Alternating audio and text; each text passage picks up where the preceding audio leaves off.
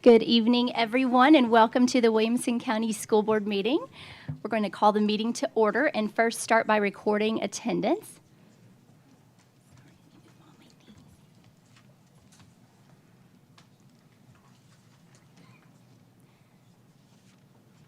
We have 11 board members present. Thank you. I want to acknowledge and thank Deputies Ron Hooper and Randy Purcell for being here with us tonight. Thank you so much. And we're going to start the board meeting tonight with the Pledge of Allegiance and a moment of silence led by Board Member Jen Apria.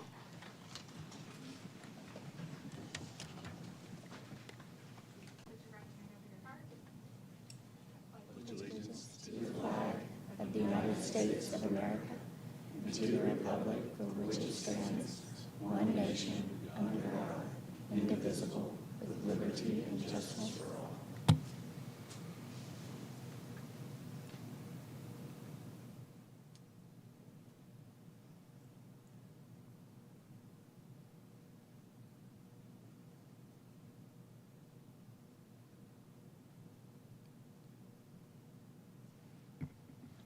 Thank you. You can be seated.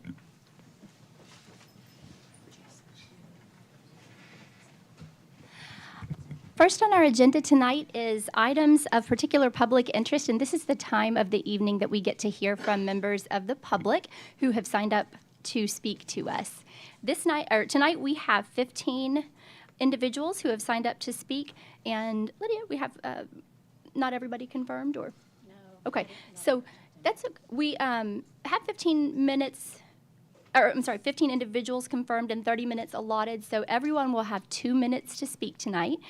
So I will read through the names in pairs of 2. The first individual can come on up to speak. I just wanted the second person I call on to be aware that you'll be next so that you're prepared to come on up. So the first individual is Jody Smith. And you'll be able to see the time on the screen in front of you so you can pace yourself.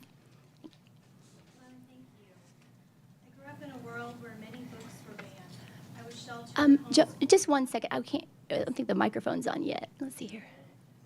Is it on? Test. Oh, there you go. Okay, great. Now you're good. Go ahead. Microphone professional. I grew up in a world where many books were banned. I was sheltered, homeschooled, churched, learning about incest and rape at age 12 as I read about Lot and his daughters in the Christian Bible.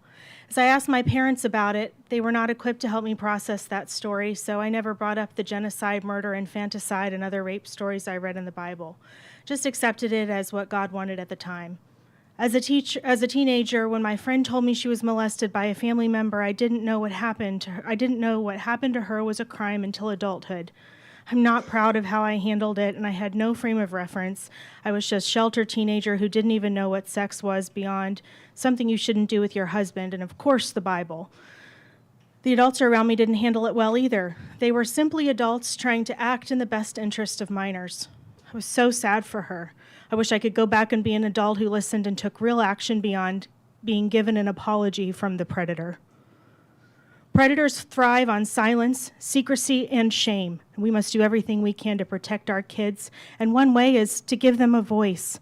Allowing children to experience the world of others through books is vital, not just to their development of empathy, but to help them stand up for others and for themselves. We want to share experiences with us, both lived and in books, so we may guide and support them. And perhaps it is us who should be reading these books and seeking to work through any discomfort and questions in our own hearts. And when our children come to us with difficult conversations, may we model empathy, justice, and love. Anyone pushing fear, divisiveness, and shame that drives censorship of books is only harming us more. If you want to protect children, that isn't the way. Thank you. Thank you. Next on the list, we have Emily Paisley, and following Emily, we'll have Danny Morales.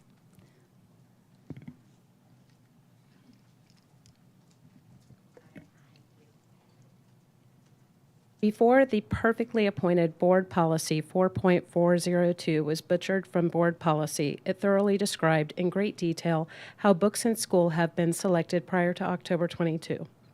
Now we have the ambiguous revision of 4.403, which is expected to be the guiding directive on how to proceed with complaints, such as this one on the docket.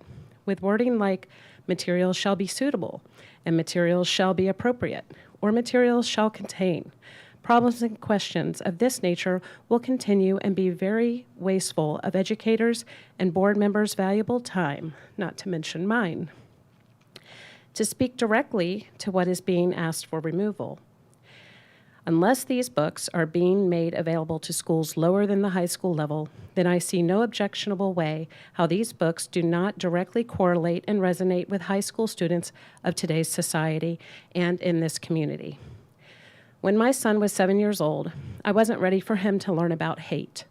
But when he came home during his second grade year asking me about Martin Luther King Jr., it was then that I had the opportunity as a parent to have a learning moment and discussion with him and guide him in an age-appropriate way on a topic of which he had no knowledge. I realized it was necessary because other 7-year-olds of color were already experiencing hate firsthand in their everyday lives. When a book can be a warning for a girl on a subject her authority figures think does not apply to her because of their own ignorance of the current culture, I say do not stifle a child's education because of one's own uncomfortableness. If there are families that are not ready to deal with relevant subject matter, then let them opt out. They do not have the right to make educational decisions for my child. Thank you. Thank you. Next, we have Danny Morales, and following Danny, we'll have Ashley Webster. Hello and good evening. My name is Danny Morales, and I'm a student at Ravenwood High School. As you all have probably heard time and time again, representation matters, but you probably haven't heard it enough because I'm standing up here today. In my opinion, banning the books that are being challenged here today won't do anything except for make it harder for teens who have experienced the topics in these books, such as sexual abuse, assault, depression, and suicide, to come forward about their experience and to try to seek help from any trauma they have received. Schools have always been a place where students can think freely and explore different ideas and perspectives.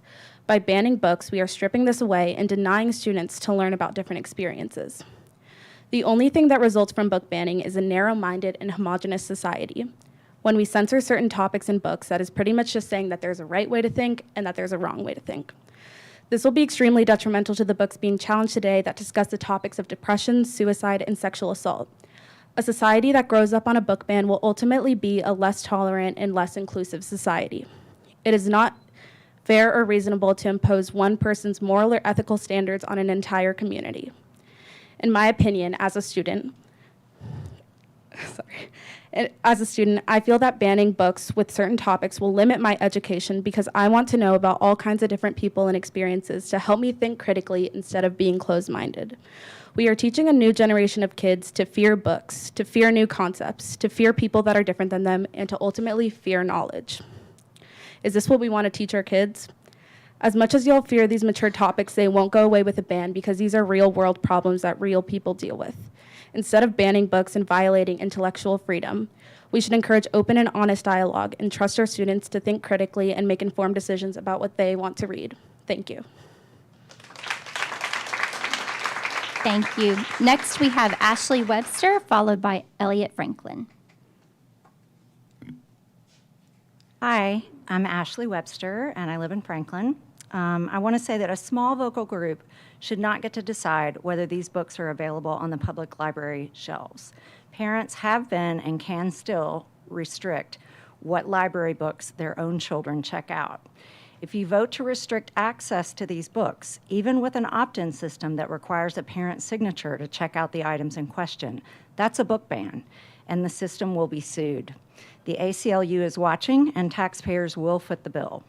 We're talking about high schoolers here, 99% of whom carry a smartphone that's a portal to just about any content they desire. Many of them have personal laptops and access to home computers. The library is not the source of any inappropriate content they consume. I only wish we had a problem where libraries were overrun by high school students clamoring to check out all the books, emptying the shelves or digital queues like Costco running out of toilet paper during the pandemic. I can assure you that the high school student who commits sexual harassment or physical assault or uses illicit drugs or calls someone a name or uses profanity did not learn that behavior from a library book. The parents and children pushing for this ban should use their energy on teaching their children how to make good decisions when nobody's watching, how to treat others as Jesus would, how to respect authority, to take responsibility when they've done something wrong, and any one of a million other things than restricting what's on the shelves at the library. Thank you. Thank you. Next, we have Elliot Franklin, and then we'll have a Ravita Raman. Good evening. My name's Elliot Franklin. We keep hearing from the media and the majority of this board that we should not be restricting books based on content or age, that parents have the ability to block their students from checking out the books that they don't agree with, and reminding us that our kids are reading and viewing much worse on their cell phones. While this is probably true, the bottom line is you are using taxpayer funds to purchase these books, and the books in question are illegal according to multiple different laws in Tennessee. They may not have been illegal when they were initially purchased, but some of these laws were just recently passed, such as the Age Appropriate Materials Act and TCA 39-18-902, which as of July 1st makes it a Class E felony to sell or distribute obscene materials in public schools. I understand that those who've been in contact with you pushing to keep these books, including district legal counsel, are stating that removing them might violate the First Amendment and cost in potential lawsuits. However, this legal advice is not without bias. The Supreme Court case of Miller versus California established a definition of obscenity for criminal prosecution and other purposes. This takes into account community standards when assessing whether the material appears to prurient interest and depicts or describes sexual conduct in a patently offensive manner. Courts have recognized that communities have the right to establish their own standards of decency and protect their members from offensive and harmful material, and Tennessee has done that in 39-17-901, their obscenity code. They talk about matter, meaning any book or magazine that is obscene. They talk about nudity, showing the male or female genitals. They talk about patently offensive, meaning that which goes substantially beyond customary limits of candor. They talk about prurient interest, which means a shameful or morbid interest in sex. This should give you enough information to make an informed decision based on the law and remove these books instead of putting WC at risk of violating Tennessee law. Finally, it was good to see both in April as well as the Thursday work session the discussion around reporting district bullying stats. My question is to you, why isn't this a standing item on the board's agenda? Based on the discussion Thursday, hopefully we'll see it in August. The bottom line is the bullying isn't getting much better, and if you look at the root cause, it's likely tied to the CRT curriculums, restorative justice, as well as these obscene books. What motivation do our students have to follow the code of conduct when the school board itself is ignoring Tennessee law? I hope that you will help us remember focusing on pursuing excellence in academic, athletics, and the arts instead of porn. Thank you. Thank you. Next, we have Ravita Rockman, and next, after that, we'll have Tricia Lucente. In August 2018, before the saga of copycat book ban complaints across the country, I actually reached out to my son's sixth grade teacher at the time about a book he had been assigned. This is parents' rights in action, involvement with my son and his teacher. My concerns were resolved with my child's teacher, and the librarian called me and addressed my questions that I had about the materials that my son was reading, which led me to allow him to read this book. This is how a parent should act to concerns about materials. While your values may dismiss many materials in the library, you do not have the right to dictate what me or my family should have access to. While many children have the ability to view pornography and other inappropriate materials on their mobile devices that no one has expressed the same concern about. Your rights as a parent have never changed. What has changed is the marching orders people are receiving regarding the materials that they're suggesting to ban. I don't see the same interest or outrage when one Wilco is fielding calls from kids who's actually received bullying, an unprecedented increase in numbers here in WCS. Instead of focusing on the boogeyman book ban, I would ask you to direct your immediate attention to how to change the horrible increase in bullying in this district. Is staff going through professional development this summer to combat bullying? Is the WCS staff being trained how to protect students in our community from racial harassment? These are actually problems that you have the ability to do something about what kids are experiencing here. A school board member once incorrectly shared the river between us discussed prostitution. Having been on the book review committee and reading that book, I assure you that word is not even a premise in the book. We need to stop succumbing to alternative facts, do the hard work you're elected to do, and read. Add as much time and energy to some real problems that we have, like bullying. Thank you. Thank you.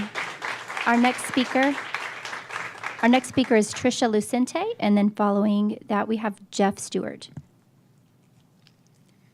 Hi, good evening. You guys are breaking the law.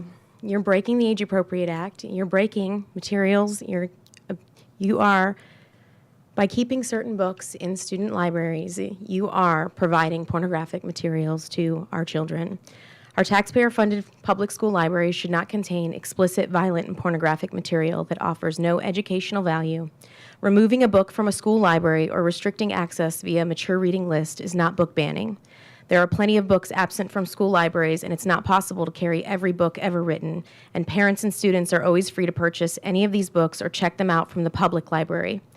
Protecting young children from pornography, violence, trauma, suicidal ideation, gender ideology, political bias, and indoctrination is of the utmost importance. I know that you think that I don't understand why by limiting a book or by providing a mature reading list, it's any different than providing a firewall to your internet. Even if a child opens up their smartphone at school, there are things they are limited from seeing because your firewall is in your Wi-Fi. So how is it any different from preventing children from looking at the same kind of pornographic material in a book or on their smartphone that is not protected from us in school on their Wi-Fi or whatever it is? It's the same violation of rights, if it is a violation of rights, which it's not. So your job is to protect children and to keep, bad materials out of their hands in our taxpayer-funded public schools. So I'm going to leave you with a quote from the Supreme Court. The United States Supreme Court has long held that the parental rights are among those fundamental liberty interests protected by the 14th Amendment of the Constitution. The law's concept of the family rests on a presumption that parents possess what a child lacks in maturity, experience, and capacity for judgment required for making life's difficult decisions. More importantly, historically, it has been recognized that natural bonds of affection lead parents to act in the best interest of their children. Thank you. Thank you. Next on our list is Jeff Stewart, followed by Angie Colvin.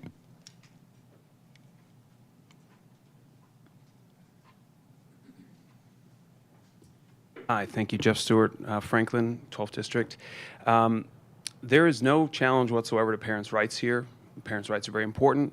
And as we just heard, the Supreme Court talking about the right of a parent to influence what their children do and have access to is important and is not being challenged here.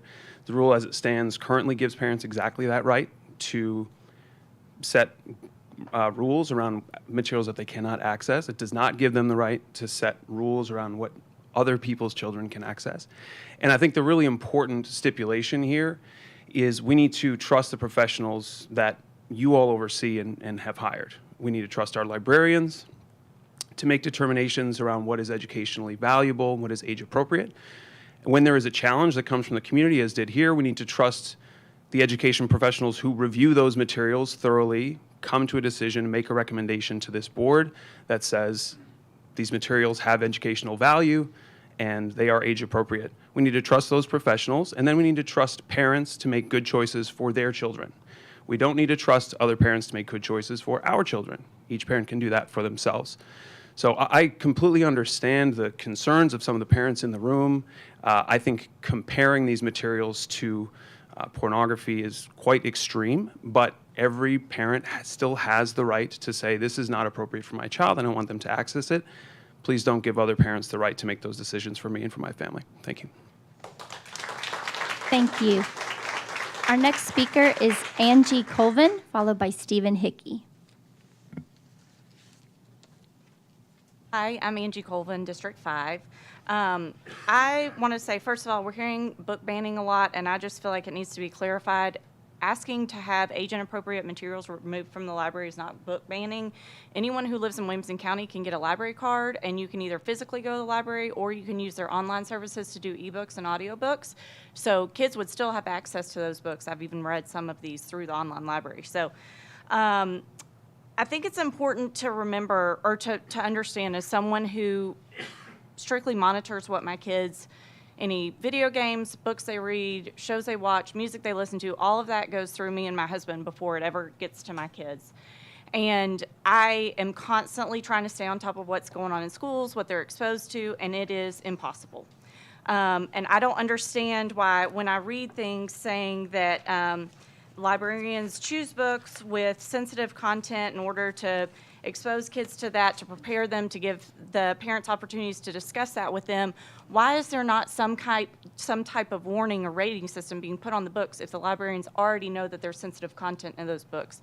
That would dramatically reduce the problem that we have right now, because not only would parents be aware of it, but kids would be aware of it. They can make better choices.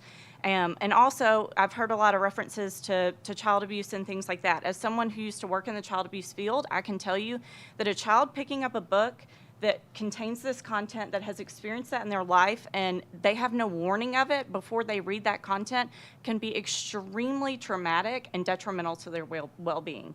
So if we can't do something to get the books off the shelves or something, there has to be some type of restrictions so that parents know what their kids are reading, kids know what they're picking up in their hands. And this can't be put on just the parents to opt out, because when we try to opt out of things, it's not as simple as everybody says. I've already tried to opt out of books and was told I couldn't do it the way I wanted to do. I had to know every single book in the library. I had to give the name, the author, and it's just not physically possible when you have kids at multiple schools, multiple libraries, to know all the books that are in there. So, thank you. Thank you. Our next speaker is Stephen Hickey, followed by Andrea Gomez. Good evening, ladies and gentlemen. I'm going to read to you a piece that appeared in publication shortly after World War II. It's titled, "When Will Their Objectives Be Met?"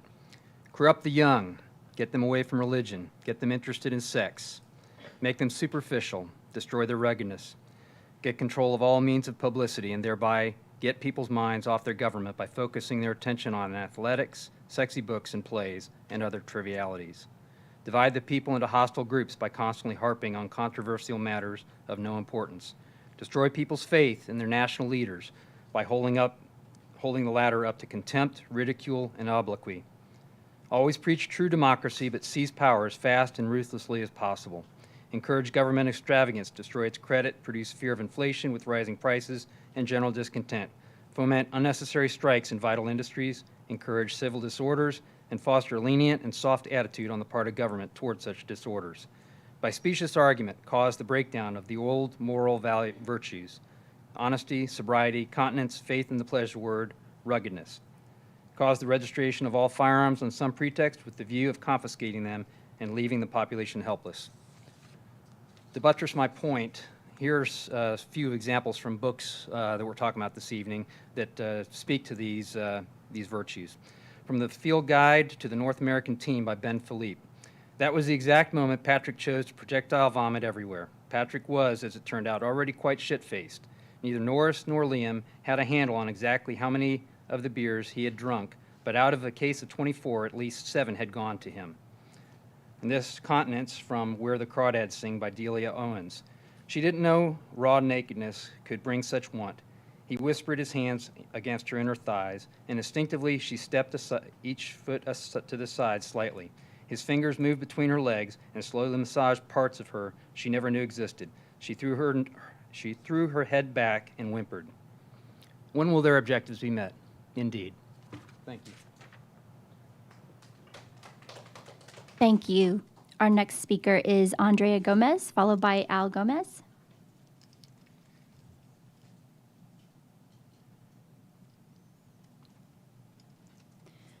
My name's Andrea Gomez. I'm a parent of 2 teenagers and a former teacher.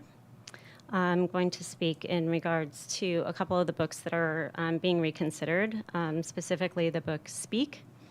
It's a story about a high school freshman who's raped at a summer party. Rape is a traumatic event. 1 in 6 women and 1 in 33 men experience rape as a child or an adult, and those are just the reported statistics. There are many more that go unreported. Each year, more than 10 million U.S. children endure the trauma of abuse and violence in the home. Exposing minor children to traumatic events, like the rape described in this book, is cruel and irresponsible. Just listening to traumatic and abusive stories may take an emotional toll on a child that negatively impacts their development and their worldview. It is the public school's responsibility to teach academic mastery, not expose children to traumatic rape scenes. And empathy is taught and modeled in the home and through relationships that they can build at school. Empathy is not taught by reading about rape in a book. Thank you. Thank you. Our next speaker is Al Gomez, followed by Harper Fitzgerald.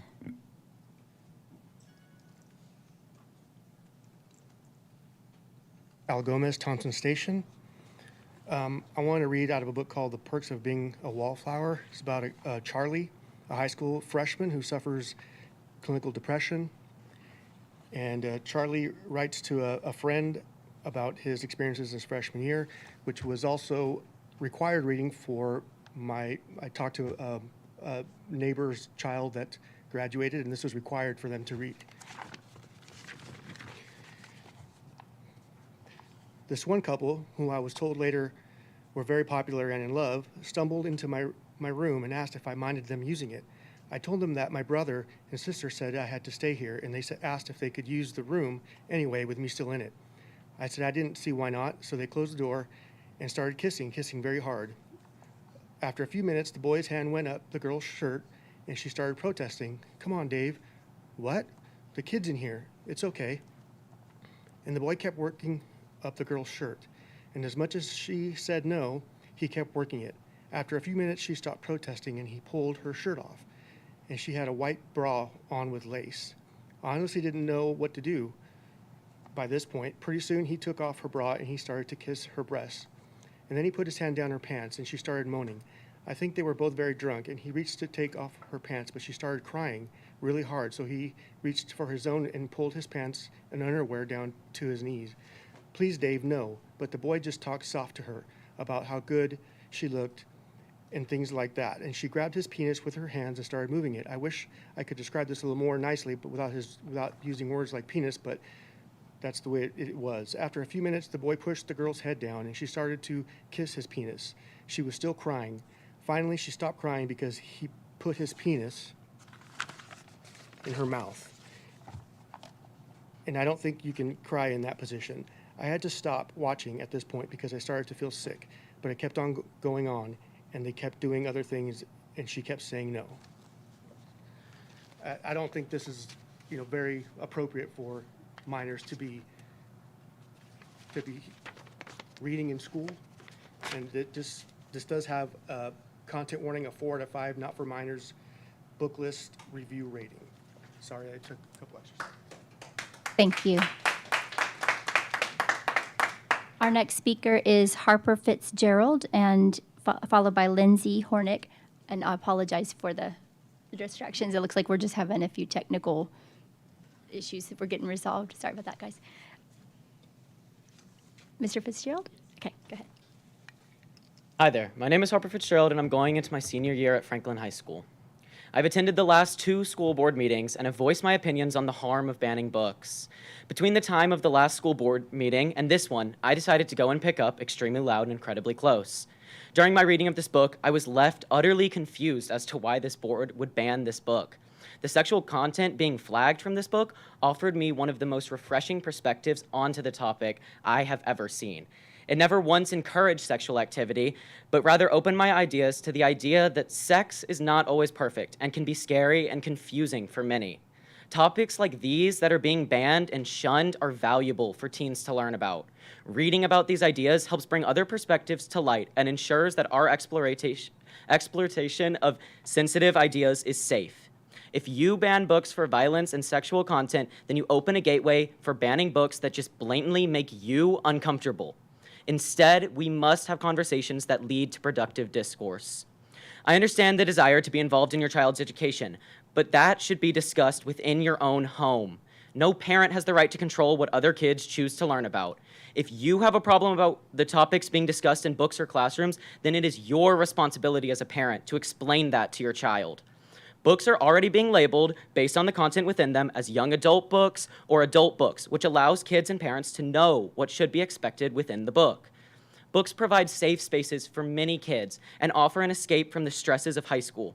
Keeping these books within school libraries allows kids who may not have any other access to the book to read about and explore new ideas. I encourage this board to represent us, the students, and our educational journey, rather than the parents trying to force their beliefs onto us.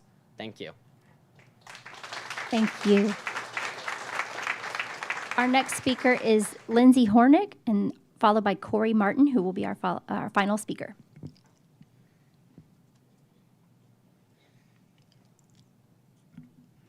Hello, my name is Lindsay Hornick, and I've just graduated from Franklin High School. Throughout my 4 years at FHS, I've read books that have taken me through whirlwinds of emotions. I've been deserted on an island with Jack and Piggy, mourned with Eleazar and his people as his people were stripped of humanity, sailed down the river with Huck and Jim, lost my mind alongside Setha as her past devoured her, and most recently, I've journeyed around New York City with a boy named Oscar in the novel Extremely Loud and Incredibly Close by Jonathan Safran Foer. There's an extremely prevalent quote from this novel that reads, quote, "The book has been so buried, so I hid this time behind a group of trees. I imagined their roots wrapped around books, pulling nourishment from the pages. I imagined rings of letters in their trunk." This quote is evidence for the necessity of free reading. Trees, often a symbol of life in literature, are pulling nutrients from books. In other words, books are supplying life. That is what reading has always felt like to me. Books are not just an escape from our real world, but are an open gate for learning about life. Here in Williamson County, it is extremely important that our youth is learning about the hardships of the real world. Our Wilco bubble, although a safe place to grow up in, is very sheltered. Reading is one of the prominent ways that we, especially as high schoolers, can learn about the world we are about to go into. The day that our teachers had to scan in all of their books or take them home according to the new Tennessee state policy may have been one of the most discouraging days of the entire year. I walked into school watching teachers ripping apart textbooks, packing up their personal libraries, and mumbling due to frustration of the new policy. The biggest impact of my day was walking into English class and seeing that the entire collection of Mouse by Art Spiegelman that had been sitting on the shelf all year was suddenly gone. As a Jewish student, I was hurt and disappointed that such an important story was taken away because of state policy. Please stop discouraging us. Don't let other parents decide what we can read and cannot read. I also just want to address all the parents who are reading about sexual contact and rape. Wait until your child is in that situation and doesn't even know what's happening to know that it's wrong, and then can't get the help that they need because they have no clue what's going on. Thank you. Thank you. Our final speaker is Corey Martin. Thank you, Madam Chair, and happy Juneteenth, everyone. I'm sure most of you are probably aware of this, but there was a little snafu with the superintendent scoring last month. I think you probably all know what I'm talking about. The assessments, the goal was listed as a 3.17 score. It should have been a 3.45 score on performance goal number 3 because of an NA that was miscalculated. So I've been told that that's been corrected, but I just wanted to make sure that that was on the public record. And speaking of the public record, I have a couple of requests for the way that the report is done next time around.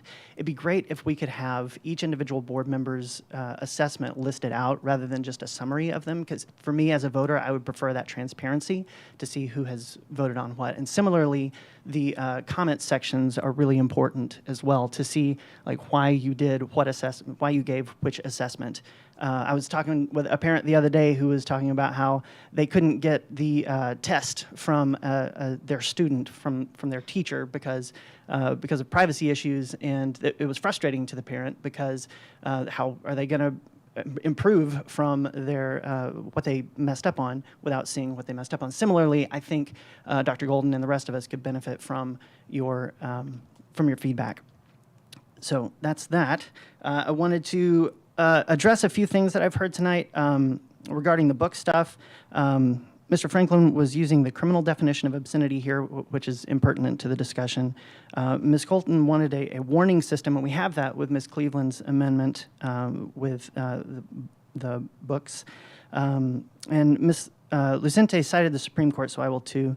In 1982, Justice William Brennan wrote, "Local school boards may not remove books from school libraries simply because they dislike the ideas contained in those books and seek their removal, but to prescribe what shall be orthodox in politics, nationalism, religion, or other matters of opinion." So you have the opportunity tonight to either disobey Tennessee state law or federal state law. I would hope that you do not restrict the books. Thanks. Thank you, and thank you to all of our speakers for coming tonight. We appreciate you taking your time to read what's going on our agendas and to show up and speak with us. Our next item on the agenda is our superintendent contract review and extension, which is an annual agenda item that must be addressed before we approve our agenda for the evening. So we will start with that. And I'll open the floor to Mr. Golden to speak to the contract renewal. Thank you, Madam Chair, and thank you for mentioning that this is something that's actually required to be the first item on the agenda. Under Tennessee law, I think you all know this, superintendent's contracts can extend for as long as 4 years. Currently, I'm at 3 years after having a renewal from you all last year. I will tell you that I'm proud of the work our team has done over the time that I've been superintendent. It's amazing. I'm already in my 5th year as superintendent, and as I think back on that, it's pretty incredible. At the same time, we've seen a lot of growth in our students, a lot of growth in how we serve students, but we have a lot of growth to go. I think about the strategic plan that's on the board's agenda tonight and where we're headed, and I'm looking forward to proceeding and leading that work in conjunction with you all. So if you decide it's appropriate to extend my contract an additional year to bring it to 4 years, I will accept that. Thank you. Thank you, Mr. Golden. Our first item, what we'll need to do is put a motion on the floor to extend Mr. Golden's contract, Mr. Wimberly, and then Mr. Haw seconds. Thank you. We'll open the floor to discussion.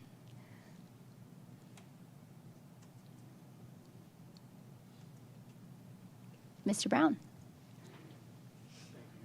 Really a question for you, Jason. Maybe I'm putting you on the spot here, but what would you say in the last year is your proudest accomplishment? The thing that you're most proud of, either for yourself or for the team? Well, I tell you, there's so many. And, you know, it's funny, after somebody goes on vacation, I might ask them, what was the best thing on your trip, right? And I enjoy hearing those stories. So let me give you a couple of them. Number one, I'm proud of the incredible growth in our students. We share some of the data from those students with an unprecedented number of students who scored a perfect 36 composite score in the ACT, the highest we've ever had. We talk likewise about the National Merit Scholars, the unprecedented number of National Merit Scholars.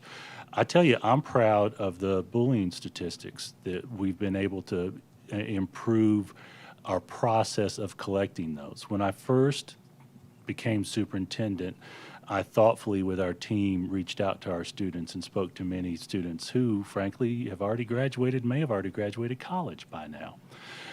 And one of the consistent items that they shared was they were often not reporting incidents because they felt like nothing was being done.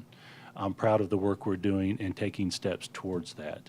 I'm proud of our achievements in arts. I'm proud of our achievements in athletics, the celebrations that we've been able to add during this time, especially with those art celebrations. Our mission statement, our vision statement talks about providing a supportive environment where students are challenged to excel in academics, athletics, and the arts. And board members, you know that I speak to that quite regularly at our meetings, where we provide a supportive environment where students are challenged. I'm proud of that process we've been going through. So when you ask that question, what am I most proud of? There's so many things. And I spoke to students just then. I've got to speak to our faculty and staff. I'm proud of the pay increases that we've initiated. We're not there yet because we're competing with the market. We're competing with inflation.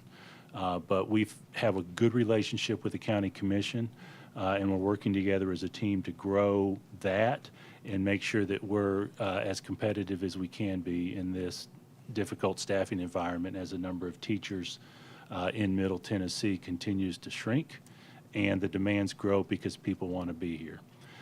So frankly, I could go on and on, but as I do a little bit of self-analysis, I know one of the key points that I always focus on is where we go where we go from here. And I'm proud that we have a proposed strategic plan that can get us to continue that road. You all may recall a year ago or so, we were about 5 years into a 7-year strategic plan, and I said it's time. It's time for us to start again and shrink that old window because there have been so many changes in our community. So I'm proud of that. And the truth is, we don't do a ton of reflection because we are always looking forward and moving forward. Mr. Wimberly? Thank you, Madam Chair. Mr. Golden, this isn't going to be an easy one either. But if we add another year to your contract, what are you going to do with the next 4 years? And can we start the timer and time him? So what comes to your mind first? First is that strategic plan. What gets attention gets done. And I know you like succinct answers, so I'll end it right there. Thank you. Good answers both times. Okay. I'll just end us in comment by saying Mr. Golden is kind and thoughtful, considerate. He's a great leader. He shifted from leading the operations day to day into leading the district as a whole and maintained the standards and grew and continues to see our district excel in key categories. And so I appreciate him as a leader and appreciate the way he respects the staff and respects board and communicates with us. So we'll continue to cast our votes.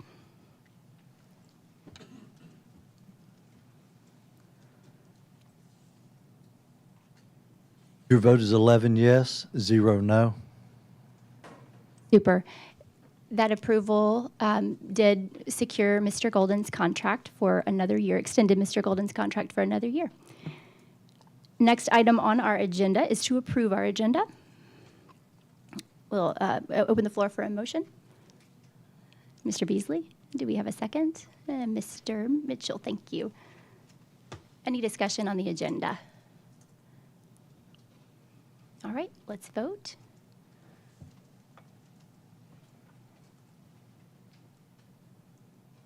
Your vote is 11 yes, 0 no. Thank you. With that vote, the motion passed to approve the agenda. Next item on the agenda is to approve the consent agenda. Open the floor for a motion. Thank you, Ms. Clements. In a second. Mr. Mitchell, thank you. Any discussion? Okay, let's move to a vote.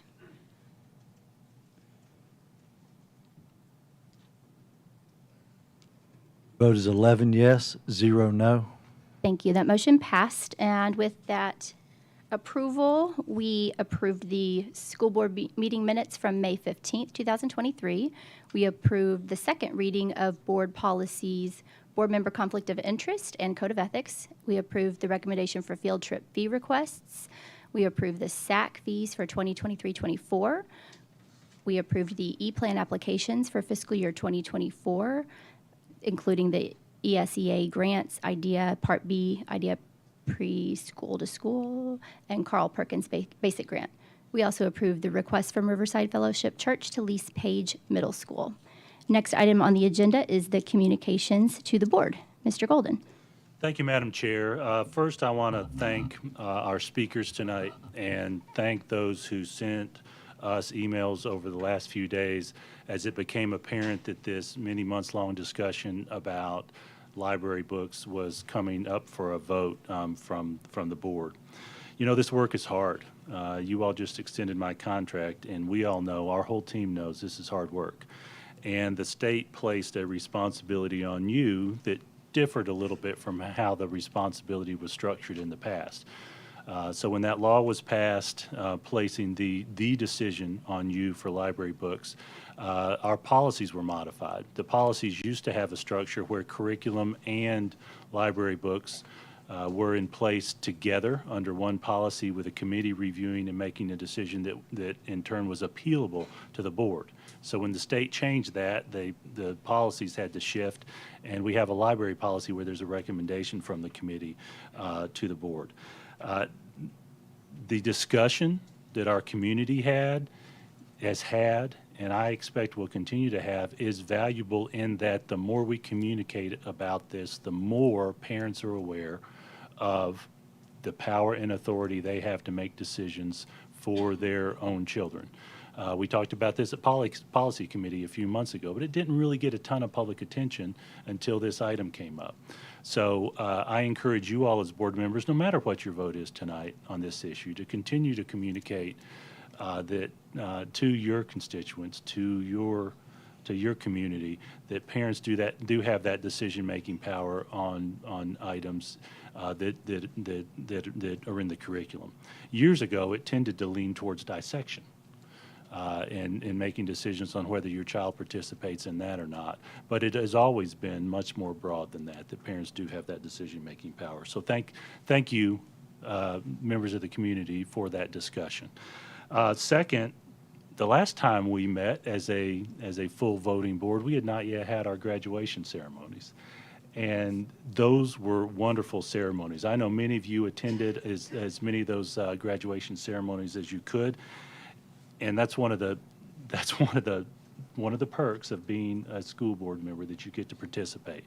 A lot of tears, a lot of happy tears watching children graduate and move on to their next steps. I'm excited about the strategic plan because there are a lot of items in there about the next steps towards preparing our students for those next steps. We talked specifically about students with disabilities in those next steps. We talked specifically about college and career technical education. We talked specifically about preparing students in an academic setting.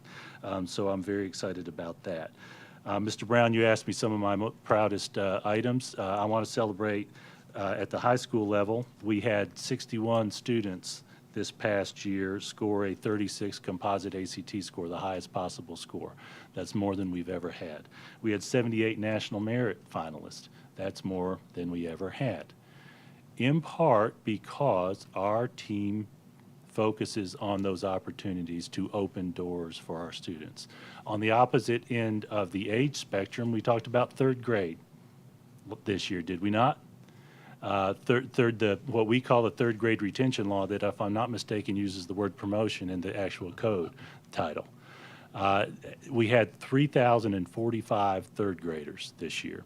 And you all remember 2 years ago when the legislature passed that law that if third graders didn't meet certain benchmarks, they had to be retained. You all got involved, and many folks across the state got involved to allow for a little bit of an additional criteria, one more criterion for students, because we recognize that one particular test, the very first time students take it, was not reasonable. As a result of all those efforts, and as a result of our team focusing on third grade retention, ultimately we had 26 students who fit that criteria of having to go to summer school and take tutoring during the course of the school year so as not to be retained. Ultimately, of those 26, 23 are in that summer school program right now as we speak, and we had 3 notify us that they were not going to be in the school district next year for various reasons. So ultimately, I'm proud of the work we've done with that over this course of the school year. We really have focused, especially at those youngest grades, on phonics, on what we call foundational skills to help students learn to read. We know, and you know, that it takes those early years to prepare them for third grade, even though that particular test is that first point. So we're excited about the review of where we were this past year with those grade levels and those couple of examples. And I mentioned to you at the work session on Thursday night, when we were talking about graduation, how especially proud I am of Vanguard Virtual School. It's in its 3rd year of existence, and we recognized that there was a need for some of our students to have that virtual high school option. It wasn't a large number.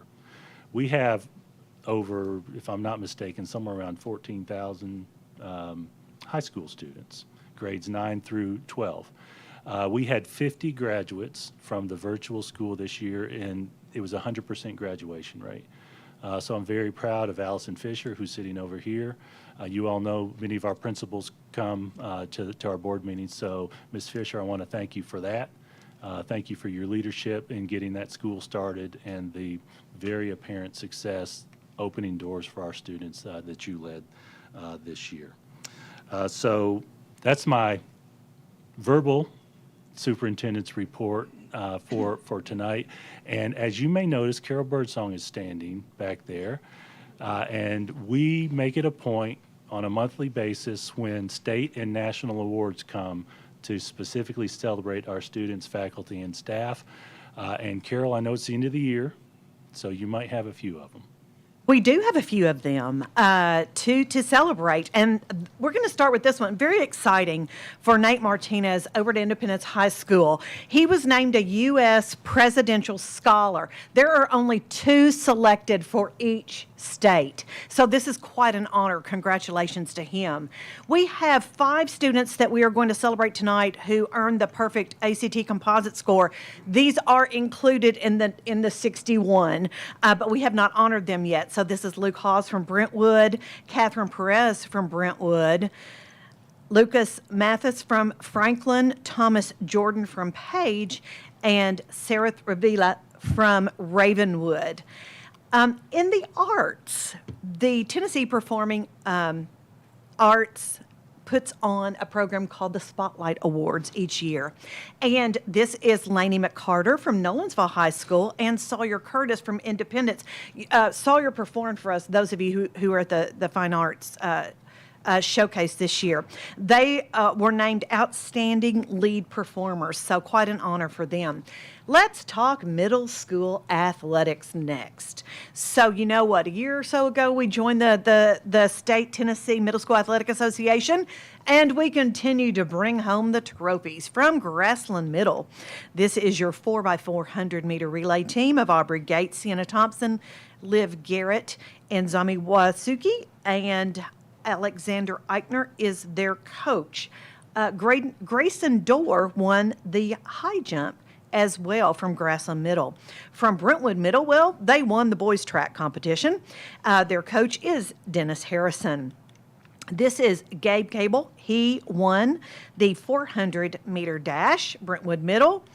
Andrew Spector won both the 800 meter and 1600 meter runs.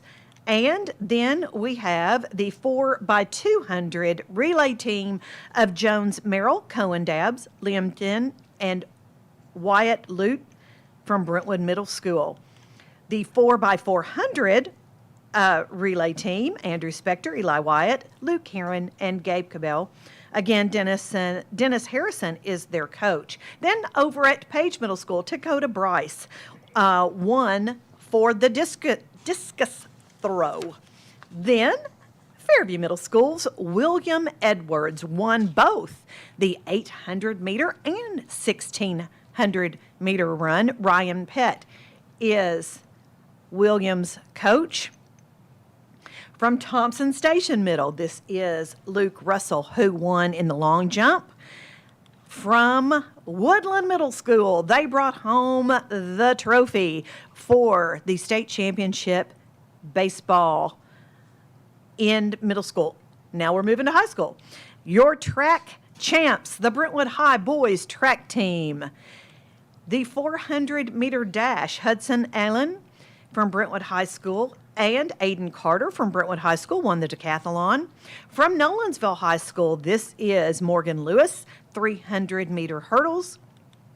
From Ravenwood High School, this is Miles Raymer for the 1600 meter run. We have a lot of them.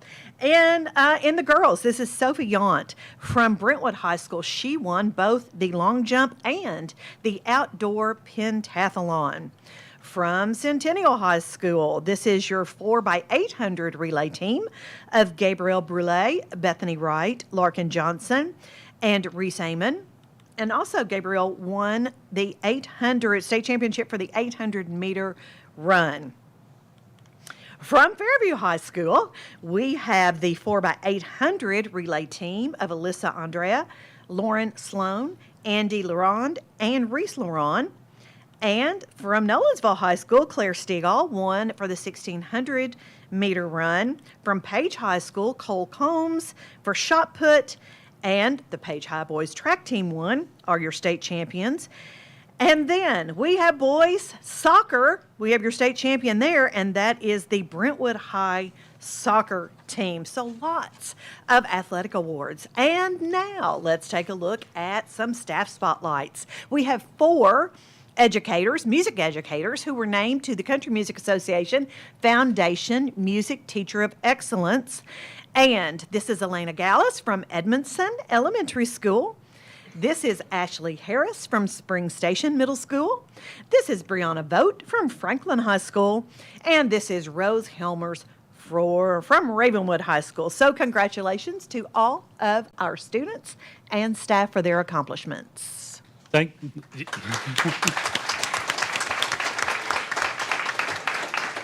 you, Ms. Birdsong, for sharing that. We have an amazing relationship with the CMA Foundation, and I want to thank our arts team for that. Also, as I was looking at all the awards for our middle school team, you may recall that when Darren Joins, our athletics director, talked about moving to TSSAA, some of his peers said, "You're going to become the SEC of middle school athletics," right? And so that made me smile as well. Also, I do want to mention to you, when I talked about our academic success, we actually posted on our website the amount of scholarships that our students had received this year, and I mentioned that at the work session. Well, just last week, Mars Pet Care hosted a Juneteenth celebration, and at that celebration, 3 of our students received a $10,000 scholarship. So it was a great event for them. And so those numbers are never quite right, because there's always a little bit more than what's there on paper. Finally, I do want to especially thank you all for the contract vote. Thank you as individual board members for your trust in me, for the good relationships that we have. There's a lot of disagreement from time to time, which is appropriate for an elected body, and you all do it the right way. And I appreciate the conversations that we have when you and I have direct conversations, and I appreciate the conversations you all have as an elected body. So thank you for your leadership. Look forward to many years to come. Thank you, Mr. Golden. Next on the agenda is the board chair report. I just want to mention again that we do not have a meeting in July, so if you show up here, you'll be the only one. And next item on the agenda is unfinished business. First unfinished business is approval of the reconsideration committee's recommendation for the following library books: Speak, Perks of Being a Wallflower, The Field Guide to the North American Teenager, and Where the Crawdads Sing. This item that we're about to vote on concerns the recommendations. The recommendation committee's recommendation for these books, and whether to accept the recommendation to take no further action, to approve maintaining the books but restrict access by age or grade, or to remove the book from the library collection. And we want to first start by asking if there is a motion and a second to get the item on the floor for discussion, but first want to turn this over to Bobby to guide us through some items. First thing is we'll take a vote on to get it on the table. Okay. If we get a motion. Mr. Mitchell, okay, do we have a second? I'd like to move to place this item on the agenda or on the floor for discussion, and move that we accept the committee's recommendation. We're just getting it on the floor right now. Okay, the motion's just to get it on the floor for discussion. We'll go through each book. You have to have a motion. We'll get there. On yes or no. What are we voting on, right? What you're voting on is whether you get it on the floor to discuss. If there is not a motion and second to get it on the floor to discuss and it does not pass, then you do not take action on the item and you go to the next item.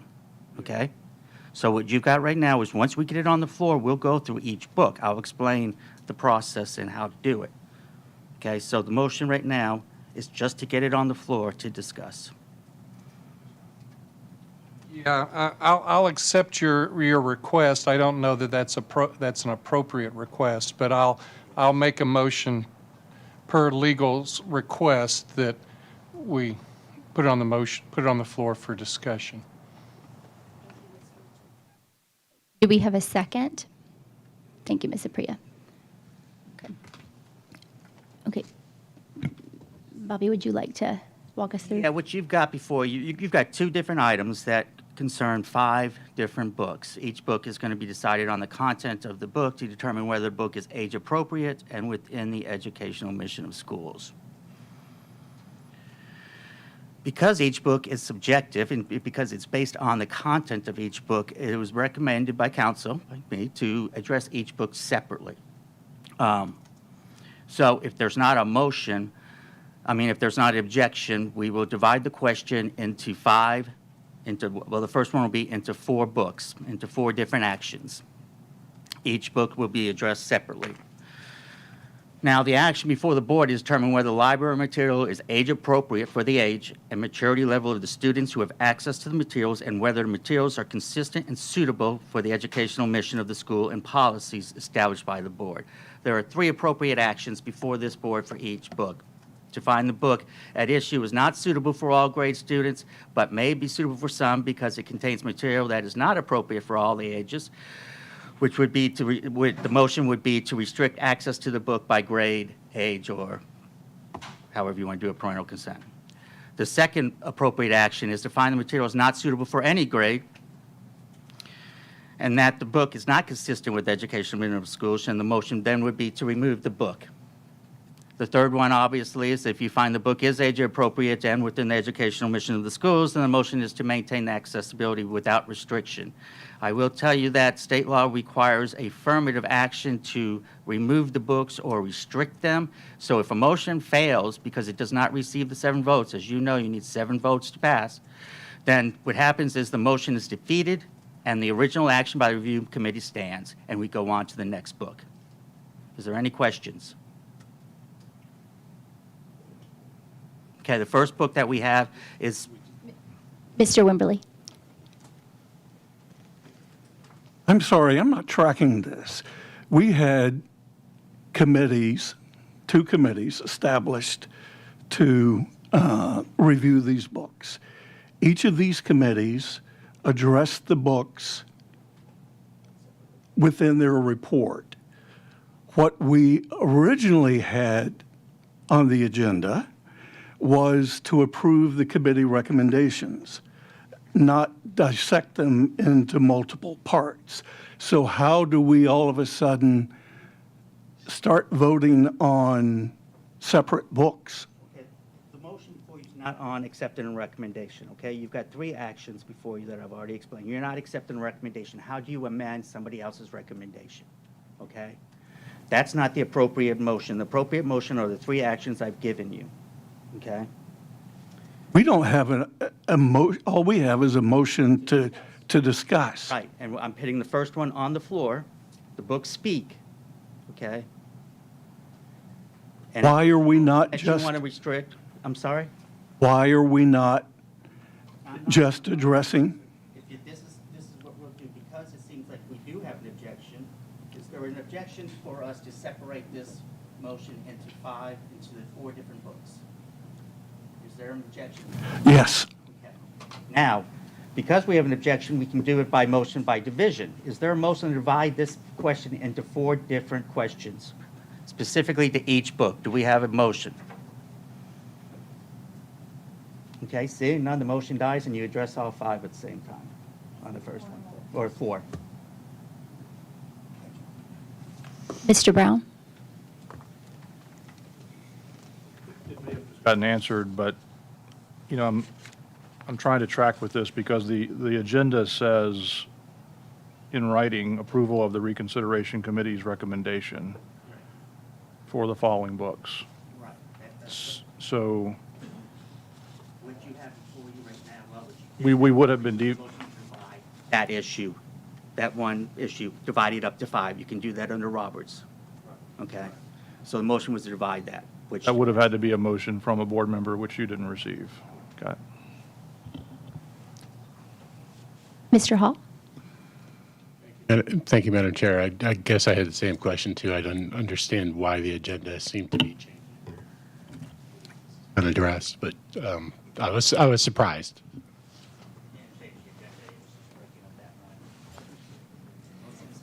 Now, is there a motion on the table for some action? Okay. Ms. Apria? I'd like to make a motion based on the explanation and reasoning provided by the review committee to maintain, I guess, all 4 books in question in the first item in the library's collection without restriction. Have a second, Mr. Mitchell? And do we have discussion? Ms. Apria? I just, I took tallies, because I like to, of all the emails we received. And as board members, we are elected to represent all constituents, all families, all students. And I feel very strongly that by putting restrictions on students and families' rights to check out books from a library, especially our older students, our high school students, goes against what we should stand for as a district. And so I want to just reemphasize that we are trying to trust our professionals. The committee has made this recommendation after hours of consideration and talking and discussing and reading all the books. And the great thing is that we have, as a board, created or adapted our policy, thanks to Ms. Cleveland, to address any issues if families do have concerns about their students, their children, reading these materials. We've made it very transparent, very clear that any book that comes into question, we'll send an email to all families in the district in that grade band and let them know that these books are being challenged. So here's the link, here's how you opt out. It'll be very easy and clear so that parents still have the right to opt their children out from reading these materials. That choice absolutely should be left to the parents and the families. So I think that based on all of that, there's no reason to put any restriction on these books because they're optional, they're not required reading. So, Thank you. Ms. Apria? No, sorry, Ms. Clemens. Sorry.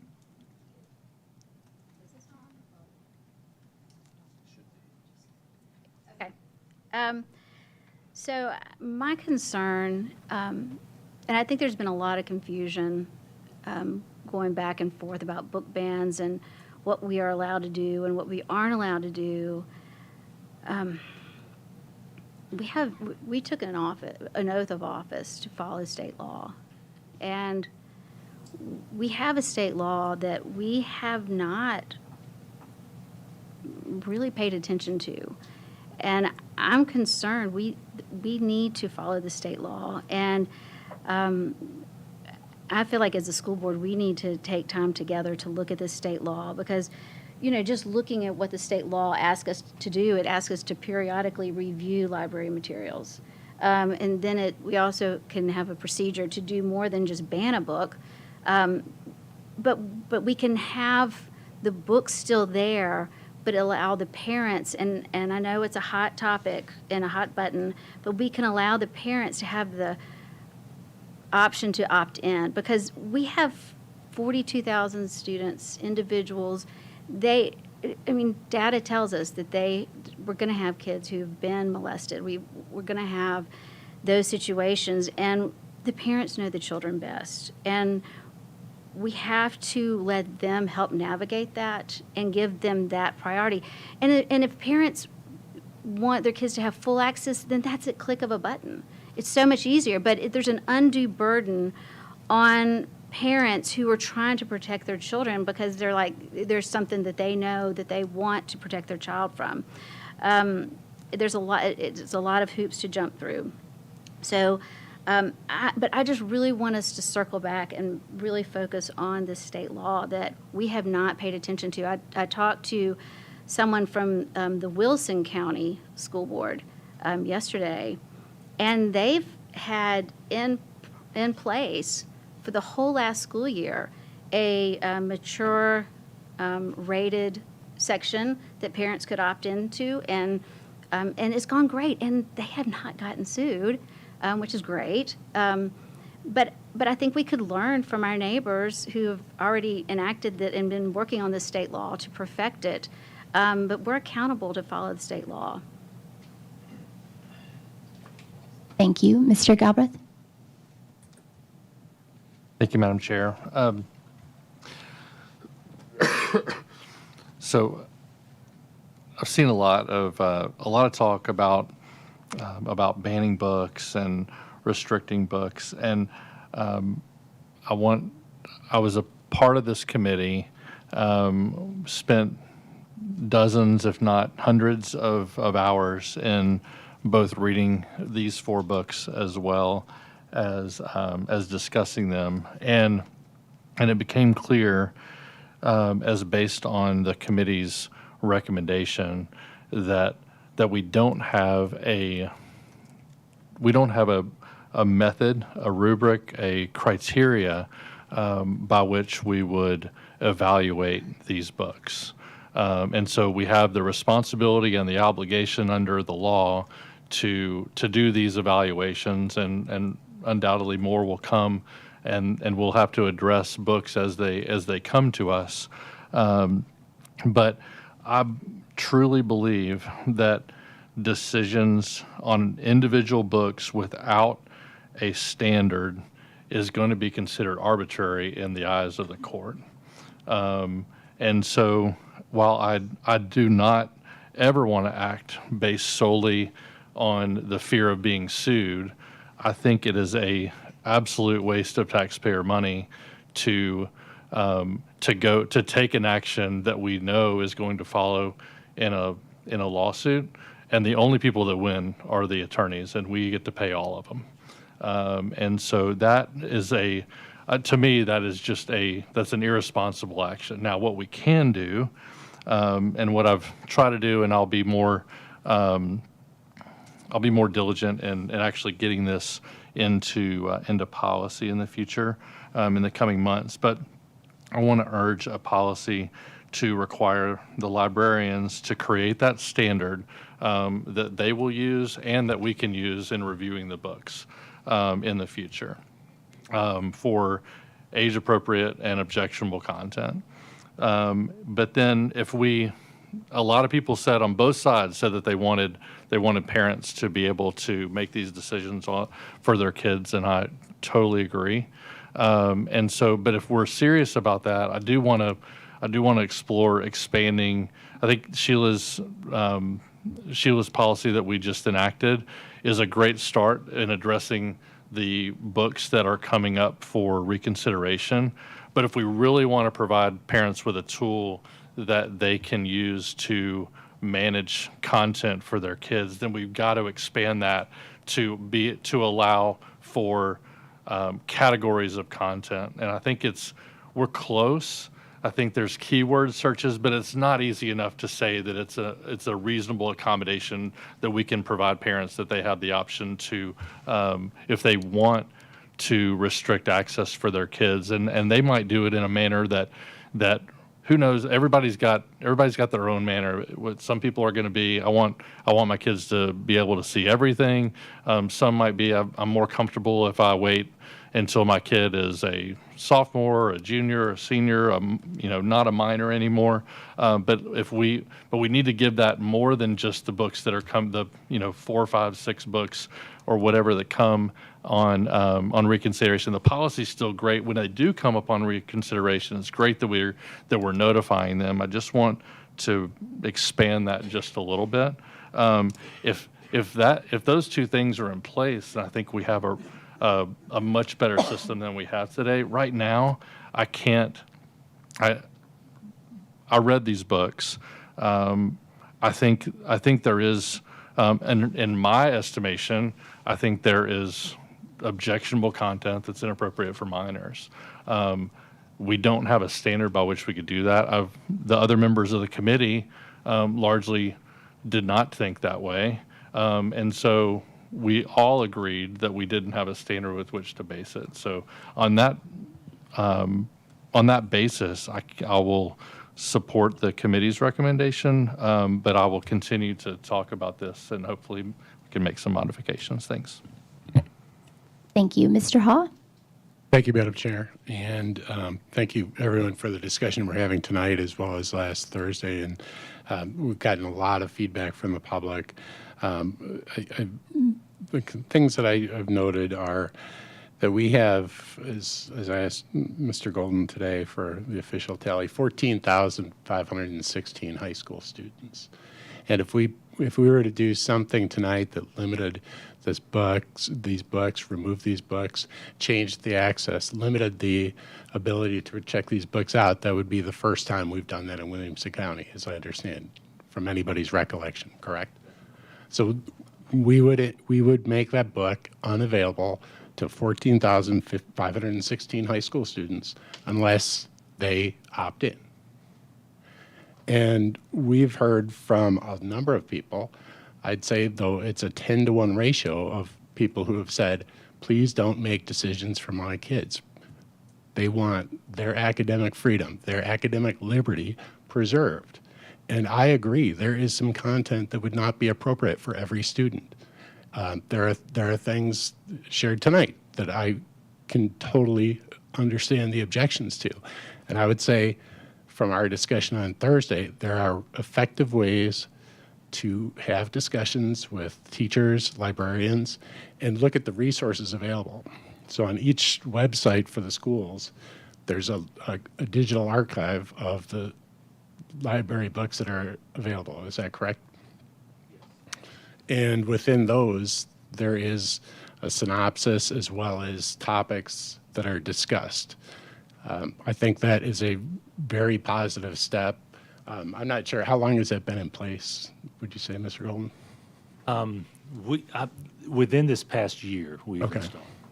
So again, all these conversations are worth having, and I can understand the concerns about the objectionable content, but I think that more information is helpful. More discussions with your librarians, your school resources, finding out what is appropriate for your kids, having those conversations. We talked about possibly having more education sessions and information available for families to make those informed decisions for themselves and for their kids. And I'm quite supportive of that. And, you know, on the content of the books, one thing I would really encourage people, you know, as you look at these, and we've heard some quick answers or quick responses, say, ban this, pull this from the book, pull this from the library. The book Speak deals with very difficult topics. And as I read that, I was braced for some pretty tough content within it. But the way that that is dealt with in that book is so thoughtful, empathetic, and considerate for the people who are going through those very difficult situations. I would really encourage people to read that book if you haven't. And then think about what the impact of that would be to make it unavailable to the kids who might need that lifeline to be able to connect to through a fictional character, but through real life experiences that unfortunately happen all too often. These books are not promoting horrible activities. The characters fortunately get their comeuppance in a lot of these books, but they teach kids a way to relate to difficult situations, maybe a way to articulate them and to have better conversations with their parents and peers, and to be supportive and empathetic to those who are going through difficult situations. The power of the books is a double-edged sword, but there's so much positive that can be gained, and I would hate to stifle any of that. Thank you. Thank you. Mr. Brown? Thank you, Madam Chair. I'm going to start with a question, maybe for Bobby. If this motion were to fail and the board ultimately through all of the different things we do tonight, did not ultimately adopt the committee's recommendation, would the books remain in the library? So the absence of adopting this recommendation doesn't automatically mean the books go away. There has to be something affirmative done to take them away. Correct. The state law requires this board to take an affirmative action to do that. So, all right, that's an important piece of information for me. I've struggled with how to articulate some of this, and I've had a lot of thoughts. Thursday night I didn't really speak to this. I listened a lot and tried to hear everybody's opinions, and then over the weekend getting emails, getting communications from people about this, and really trying to think through what's the right way to think about it. And Unfortunately, this has become, like almost everything else we deal with right now, really divisive. If you're a board member who wants to entertain any kind of restriction, any kind of alternative to unfettered access, you're a book banner.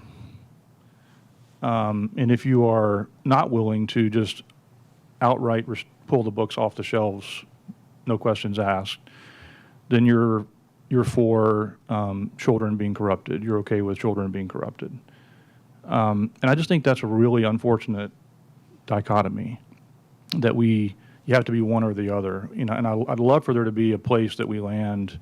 Jay hit on some of this a minute ago in terms of getting ahead of this at the beginning of the process rather than dealing with it on the back end of the process. What we're dealing with right now is the back end of this process. And we're waiting until something's been in the library for who knows how long. We're waiting for someone to raise their hand and say, I have a problem with this. And then we take it up. Now, a lot of this is being driven by the state law, and Donna made the point, very good point. We don't have the luxury of not obeying state law. We don't have the luxury also of not obeying federal law or the Constitution. So this is where we find ourselves, is how do you do something that passes the smell test, passes muster constitutionally, while also being sensitive to the concerns of parents that are legitimate. And so I feel like voting tonight to allow all the books to stay in the library unfettered, or just pulling all the books out, I don't think either of those is the right decision, in my opinion. I think the larger decision has to be, how do we get ahead of this? We've heard criticism that if we challenge the librarians or the process the librarians use to put books into our collections and to curate our library collections, that we somehow don't trust our librarians. But by their own admission, they haven't read all these books, nor should we expect them to read all these books, right? 10,000, 11,000, 12,000 books in a library. How can librarians read all of those? No parent's going to read all those, right? So given that fact, they're relying on other third-party sources to tell them whether something is worthy of being in the library collection. They're relying on other parties to tell them that, just like certain citizens are relying on third-party information that they're getting to decide whether a book is bad or not. Let's be honest. No one's doing this because they themselves have always gone through and looked at every single thing to decide that it's not good or it is good, right? So I just think there's some intellectual honesty that has to happen in this discussion about how we got to where we are. And it's not just, you're bad if you do this, you're bad if you do that. Let's talk about a process. And again, Jay alluded to this idea of how can we have some kind of structure in place at the beginning when books are put into the library in the first place. Categories, we've heard reference to rating systems. I think that's harder to do because who adopts the ratings, who creates the rating system. But some kind of categorization to flag on the front end that this book has this kind of content.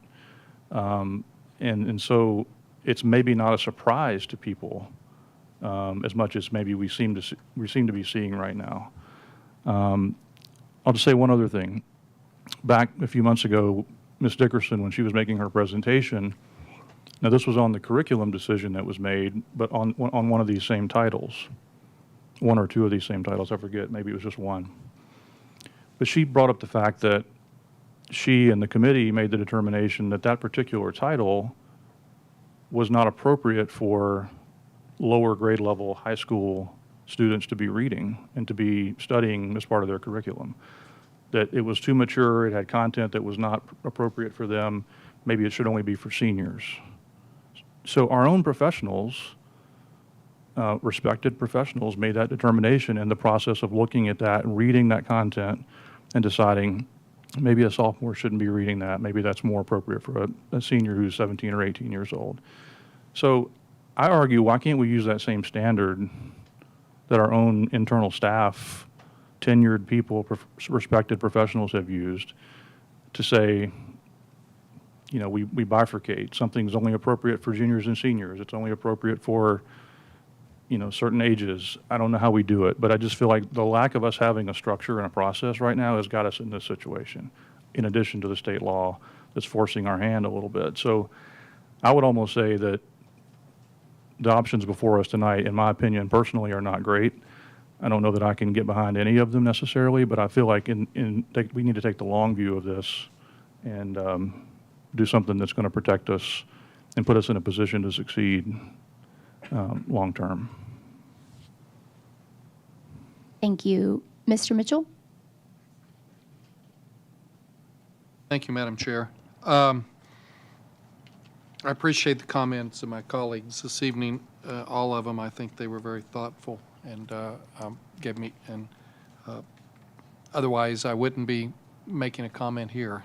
So to your point about the curriculum of the books, Mr. Brown, these books were all selected to be part of a classroom discussion on unconventional people, individuals who might be considered as outcast by their community. And that's why these books were brought into the classroom as a optional read. What the books did for me, and I read them all too, is that they brought insight into these characters and the personalities of these characters who, and discussed what it felt like to be bullied by, those characters felt like to be bullied by their community. And it gave some explanations of why they were the way they were. And it kind of, and I would have thought in a classroom conversation, you would have talked about, the students would have talked about, you know, did the book make you feel empathy for this person who was the main character being bullied or being outcast? And could you understand why they acted the way they did based upon their personal experiences? And what a great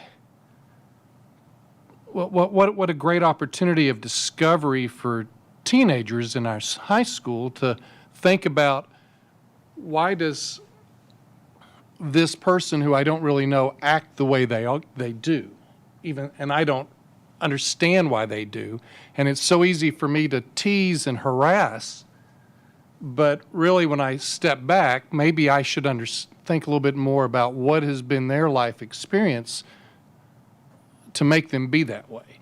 And so a book that, in my opinion, that makes a teenager kind of dive into and recognize that everybody is different and people act based upon their own personal experiences is a valuable piece of literature that's a whole lot deeper than just the subtext or the specific sexual content or bullying content or drug content that's being called out here.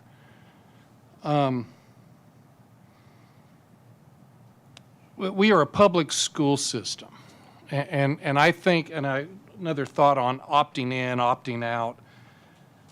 We are a public school system, and we have to provide for every student, regardless of what that student's socioeconomic, gender, or background is. We don't get to pick, we don't get to say we're going to provide curriculum for the 80% who fall into the majority. Or we have to provide opportunities for everybody.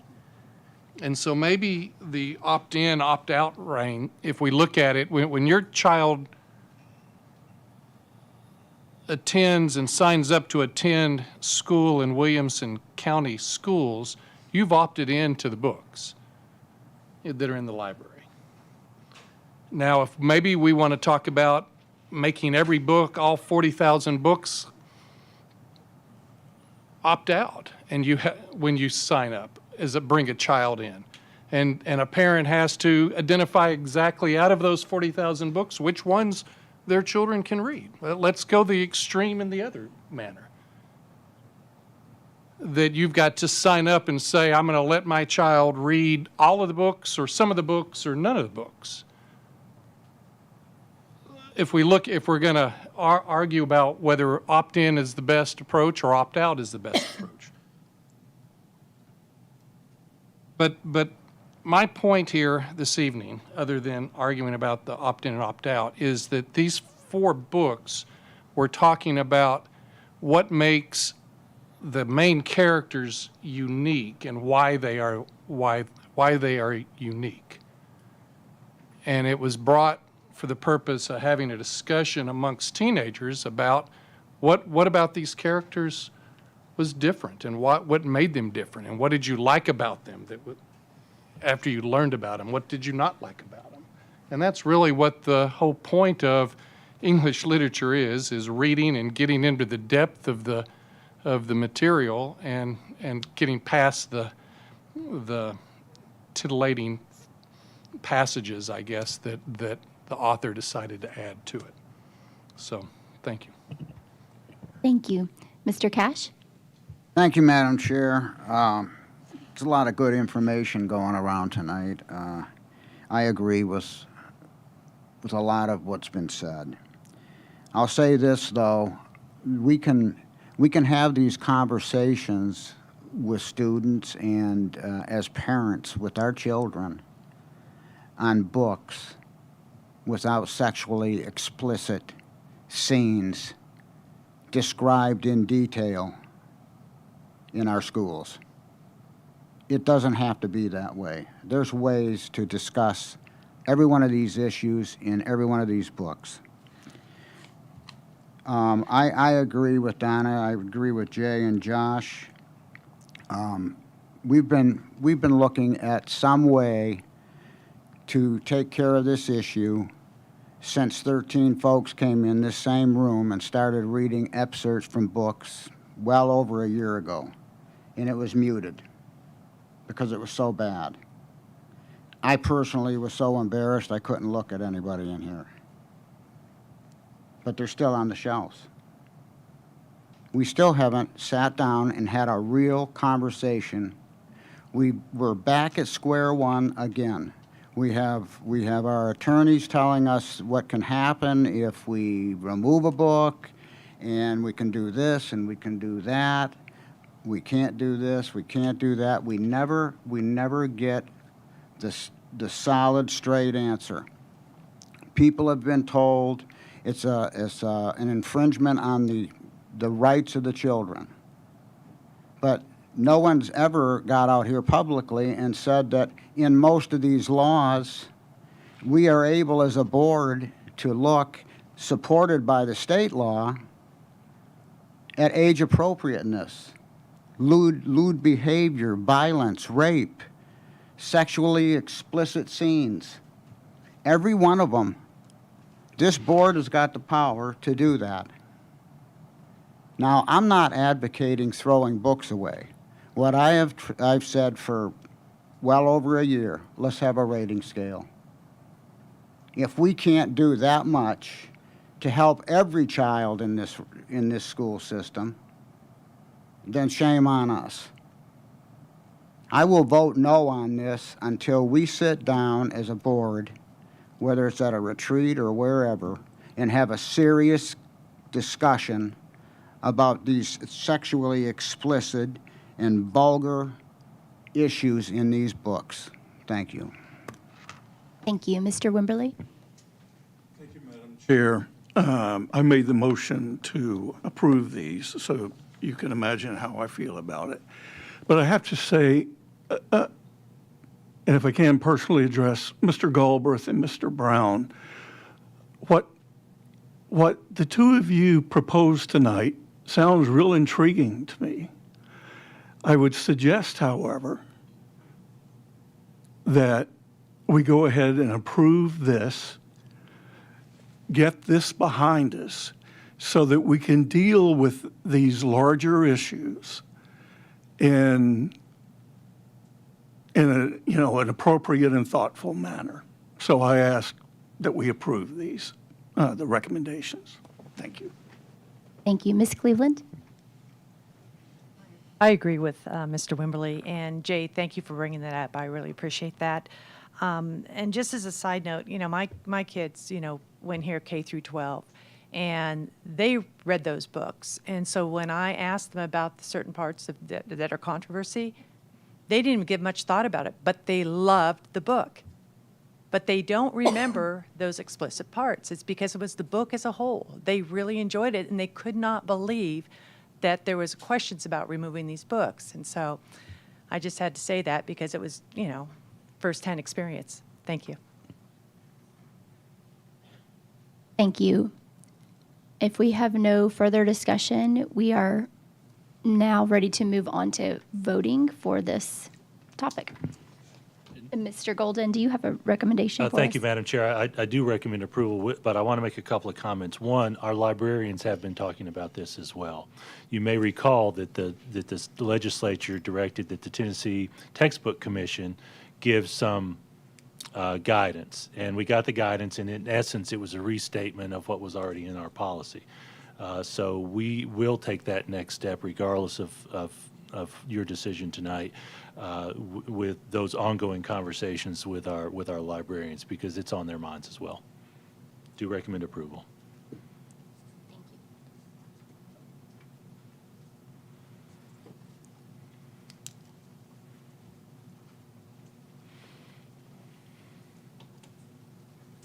Your vote is 8 yes, 2 no, and Thank- 1 abstain. I'm sorry. Thank you. So this result means that the motion was passed to approve the reconsideration committee's recommendation to keep these library books in the library. And per discussion, we will commit to reviewing this in further detail and enacting policy, which is how we can govern effectively as a board. Okay, thank you all for the discussion, and to our community for coming to speak to this as well. We do have another item similar to this one, approval of the reconsideration committee's recommendation of extremely loud and incredibly close. Bobby, did you want to? We're not going to try to So- divide this one, so if you just get a motion on. Perfect. Okay. Do we have a motion for this item? Okay. Mr. Ha? Thank you. Thank you. Mr. Mitchell? Okay. Do we have a discussion on this item? Ms. Clements?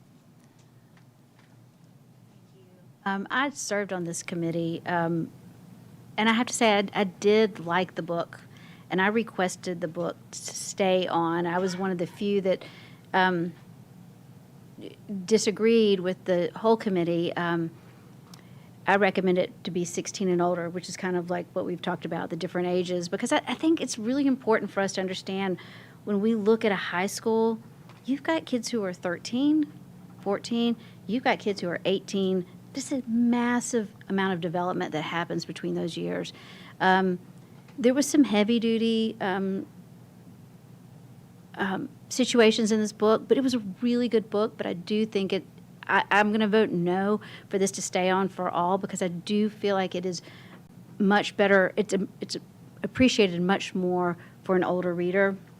It's like I said in work session, you can ruin a good book by giving it to someone too soon. And I think this is a good book to keep on the library shelves, but I would, again, want to keep it for older children. Thank you. Priya?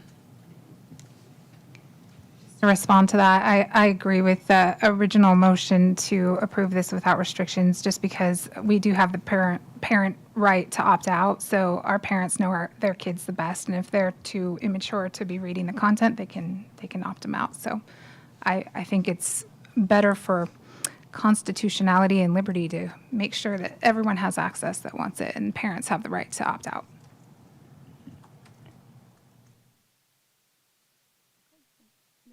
Mr. Golden, do you have a recommendation? I do recommend approval with a reminder of what you all have talked about the new board policy, that we will make sure we notify parents per that policy. Board members, if no further discussion, we can move to a vote.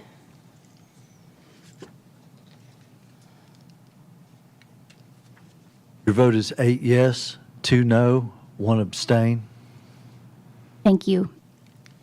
And with this motion did pass with the approval to uphold the reconsideration committee's recommendation for extremely loud and incredibly close. Thank you, board. Now we will move on to new business. The first item in new business is the 2022-23 school board budget. First item is the approval of Central Cafeteria Fund commodities, $95,000. Mr. Golden. Thank you, Madam Chair. As Rachel Farmer mentioned to you during the work session, this is the end-of-year request related to commodities to place the USDA commodities revenue item and expenditure item in the same location. The numbers have changed a little bit based on the USDA requirements. Do recommend approval of this. Thank you, Mr. Wimberly. Do we have a second? Ms. Apriya, thank you. Any discussion? Okay, board members, let's cast our votes.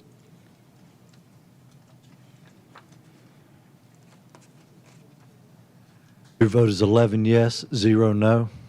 Thank you. Motion passes for the Central Cafeteria Fund commodities, $95,000. Next item is approval of the 2022-23 budget adjustments for the final year inter-category general purpose fund.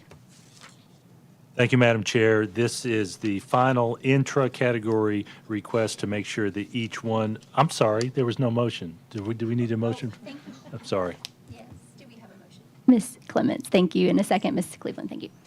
Mr. Golden. Thank you, Madam Chair. This is the end of the year requirement to move all the items to the appropriate line so that each line, to use an old line, foots. And so we do recommend approval. Any discussion from the board? Okay, board members, let's cast our votes.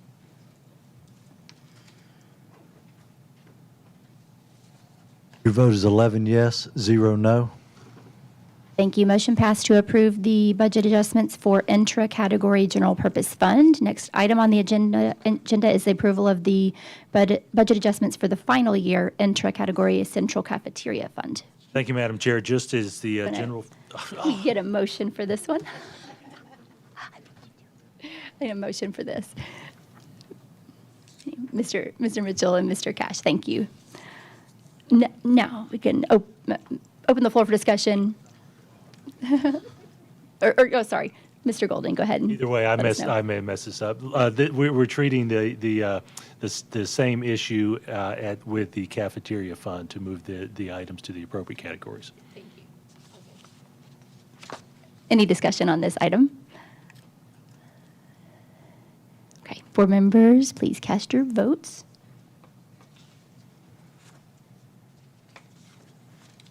Your vote is 11 yes, 0 no.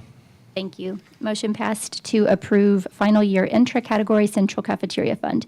Next item is the approval of final year intra-category extended childcare program. Do we have a motion? Mr. Wimberly, in a second, Ms. Apriya, thank you. Mr. Golden. Thank you, Madam Chair. Same issue for the school-age childcare, extended childcare program. Thank you. Any discussion on this item? Okay, thank you. Board members, please cast your votes.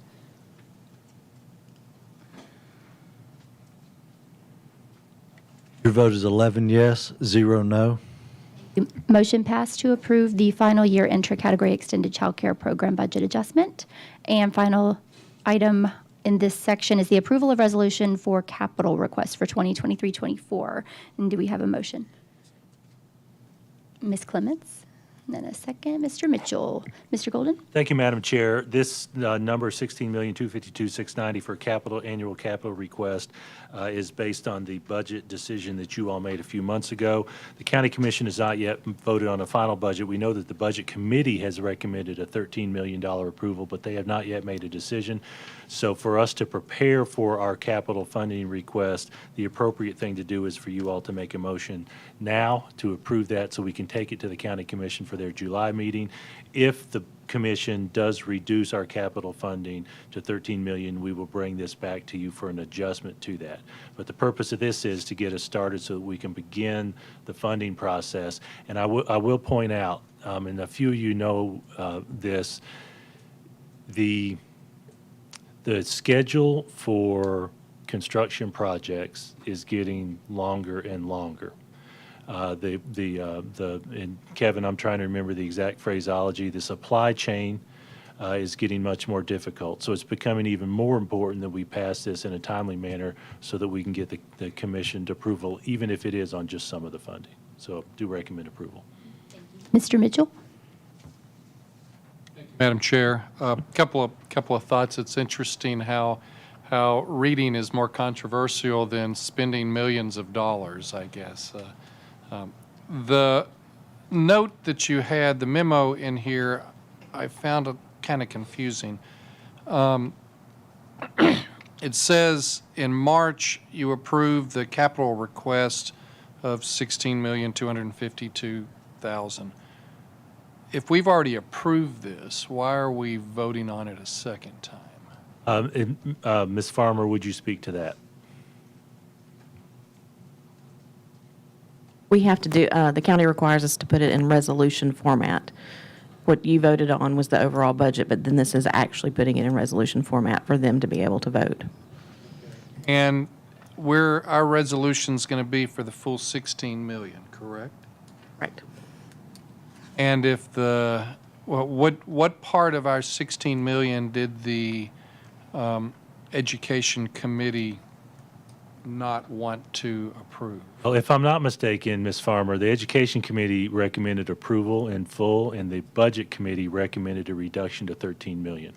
They do not have the power to line item us, but ultimately, this is a recommendation that goes to the County Commission for their full budget decision that they will be making on June 26th. So it's a recommendation it's a conflicting recommendation from Ed Committee and from Budget Committee. What was the vote in the committee? Do you know? Was it unanimous? Was it split? I can't remember off the top of my head. Top of my head, I don't know either. And maybe, Well, and that's my reason for asking that is how strong was the sentiment within that committee for reducing our capital budget for the year. And then my next question to you is I'm assuming those same individuals are those same county commissioners from the committee are going to press a similar reduction at the full commission. What's going to be your strategy if we have to reduce our capital? And maybe you don't want to state that on a public record, and that's fair too. Well, thank you for that. So number one, let me try to answer the core of your first question. The Budget Committee talked in detail about the TISA funding and our projections for our ultimate revenue side versus our expense side. If you recall, you all made a decision on the expense side of the budget when at the moment we had a deficit projected without having TISA numbers. Since then, TISA came in. Rachel, and I'm just going to say just as clear as I can, did an unbelievably good job in this new environment with TISA to give a projection of where we were. When we shared our projections with the new TISA numbers, it was somewhere around $3 million in the black based on our projections. So they think we're going to have a budget surplus of $3 million, and without me speaking for them, they rounded down to an even 13 million. So okay, I won't go to the next step. Thank you. Thank you, board members. If no further discussion, we can go ahead and cast our votes.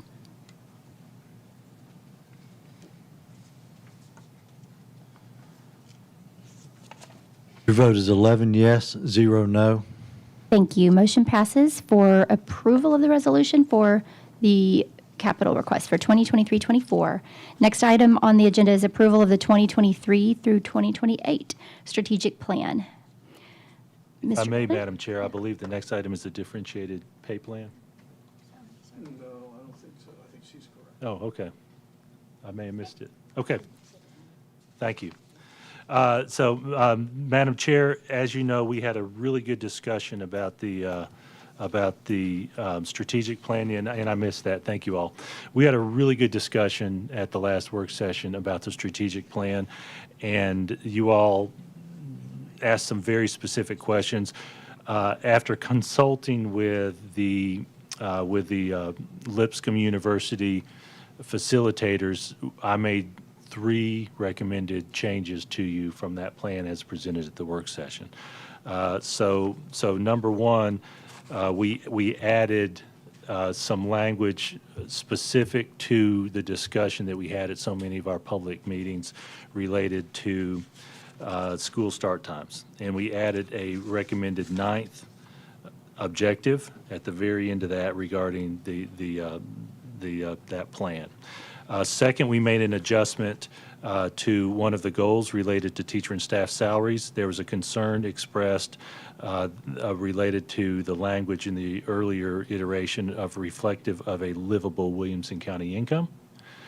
So we made an adjustment to that, so there was no implication that it might have committed us to becoming a landlord. And as I sit here at this moment, I'm trying to remember the third one. But you all got that email. I know I heard from a few of you responding to those recommended changes.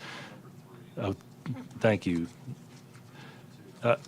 Commitment to number 3. Support and lead efforts for attainable workforce housing options. Thanks. We made an adjustment to advocate for improved workforce housing, which really opens the door for a much broader perspective, rather than simply leading an effort for workforce housing. So do recommend approval, and look forward to where we head with this strategic plan. Thank you, Mr. Wimberly and Ms. Apria, seconds. Do we have any discussion?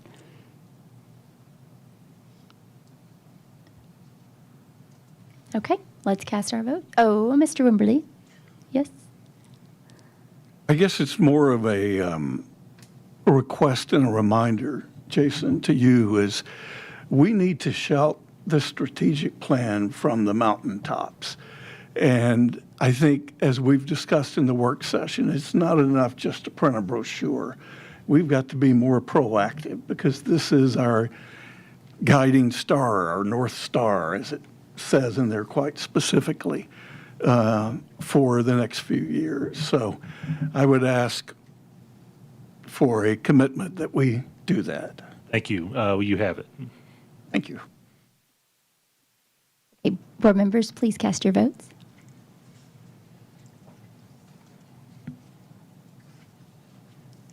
Your vote is 11 yes, 0 no. Super. The motion passed to approve our strategic plan for 2023-2028. Next item on the agenda is the approval of the differentiated pay plan. Mr. Golden. Thank you, Madam Chair. Obviously, I missed the order. This is a state requirement that we provide them information on a particular form related to differentiated pay, which includes stipends for particular hard-to-fills, differences in pay based on hard-to-fills, et cetera. So do recommend your approval of what you have already in the past approved in different formats, whether it's budget or the pay plan. Motion, Mr. Haw, and a second. Mr. Mitchell, thank you. Any discussion? Mr. Galbraith. Thank you, Madam Chair. Do we know how, Ms. Farmer, do we know how much we actually spent on this differentiated? I think this is the same one roughly that we had last year. Any idea how close we got to the $1 million? We didn't spend it all, but pretty close. It was pretty close. So it is effective at, well, I guess whether it's effective or not, it depends on how close we are to hitting our goals at attracting and retaining. But we're we're spending the money, so we are getting we have to get the people to spend the money. So that's very helpful. Thank you. It is making a difference. And Ms. Hall, I'm looking at you just to double check me on this. What I have seen is it is most effective in the early recruiting stages, where we can get commitments from the best candidates early because they know we're offering them that. So we lock them in kind of early on the market side. I'm seeing some nods from Ms. Hall. Is that accurate? That's correct, yes. Mr. Mitchell? Can I get an idea of how successful this approach has been? Specifically, I guess, around the retention bonuses. We're paying $600 retention bonus to these professionals, and what's the success rate of that? I'm not sure how we can compare it to if we didn't have it. It's in the, Maybe to we your can- point, in the great scheme of things, it's a small amount. But Ms. Hall, is there any way you can speak to? Maybe, I'm assuming, when did we start this program? It's since before I came here, so at least 5 years. That particular retention bonus has been in place for a long time. Our staff, in my opinion, does expect it. It has been a while since there's been a substantial increase. Would be worthwhile, in my opinion, to get if we're gonna have signing bonuses specific to target skills, and we've got a retention on that. I guess I'm assuming that we're thinking we're out of 940. If I'm reading this, out of 942 staff that it's targeted for, we're projecting to have early signing on 70 and normal signing of 200. So we're figuring on an annual basis, we're losing 270 of the 950 staff. Am I reading? Would that be a fair read of the of your? I would not have read it that way. We're talking about the entire faculty. And so it's not just replacing those people who got that signing bonus that year. It's addressing openings due to retirement, openings due to growth, et cetera. So I don't know that it's those individuals from one year to the next. Someone may have gotten it and stuck with us, and then as somebody else retires or moves, the opportunity is there to fill the position. I will say we have seen across Middle Tennessee an increased mobility among professionals. One particular example that really jumped out at us 2 years ago was school psychologists, where one of our neighbors offered, if I'm not mistaken, Vicki, $6,000 plus bonuses, $8,000 plus bonuses in the middle of the school year for teachers to terminate their annual contracts with us to take those bonuses. So we are needing to be more flexible than we used to have to be. So I'm a supporter of this, but I would sure like to see some metrics, historical metrics on how well this money how successful the strategy has been. Also, if we need to, maybe some recommendation on whether we need to increase it or adjust it or refactor it. Thank you. Mr. Brown? Thank you. I apologize if you said this, Jason, or if it's written here and I missed it. Okay. I apologize if you said this or if it's written here and I missed it, but is there a period of time that they have to serve in order to keep the full signing bonus or the hiring bonus? And if not, is there a clawback? Short answer is no. I will say we discussed that, and ultimately, where we, if I'm not mistaken, we pay a half at the beginning of the school year and then half in January. For the early signing bonus, they go ahead and they do get that all, but then the hard to fill bonus is paid in 2 parts. one the first semester and the second semester. Have it broken down that way. The signing bonuses, we have found that it's important to give that money up front. We've had a good rate of staff sticking with us because they do sign the contracts. And for many of them, especially those younger teachers, it gives them enough money to make the move right then. Term of the contract is just the 1 year, though. Annual contract, yes, sir. Mr. Galbraith? Thank you. That was, my question was around the signing bonus, and could you provide us with the history of, like to see the retention rates of the people who got the signing bonuses and subsequently left. I really want to know the numbers who've left, just so we know the cost. So can you amortize that $4,000 over their average tenure that most of them stayed for 3 years or 4 years, or are we really planning on doing that every year?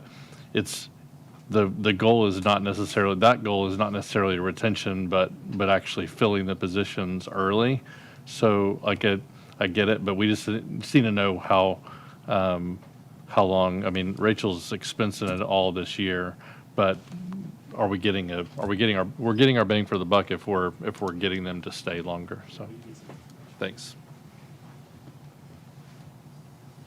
If we have no further discussion, Mr. Golden, your recommendation? I do recommend approval. Okay.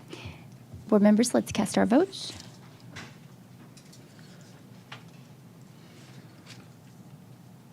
Your vote is 11 yes, 0 no. Thank you. The motion passed for approval of the differentiated pay plan. And our last item on the agenda is the approval of the school board meeting dates, which is an annual agenda item. Mr. Golden? Thank you, Madam Chair. We discussed this at the policy committee regarding the basic standard we have of the board meetings being on the third Monday of every month, with the work session the Thursday before that, and the policy committee 10 days or so before that work session. However, there are some holidays here and there that cause adjustments. Based on the discussion that we had, we did make one adjustment after the work session for the February and March policy committees to actually be scheduled on the same dates as the work session, in part as a result of the holiday schedule. So we do have that one change for which we recommend approval. Thank you. Do we have a motion for approval? Mr. Cash? And a second. Ms. Clements, thank you. Any discussion? All right. Board members, please cast your vote.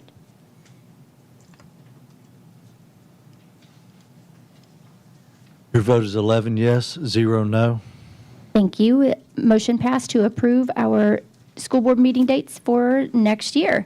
And we are adjourned. Thank you so much.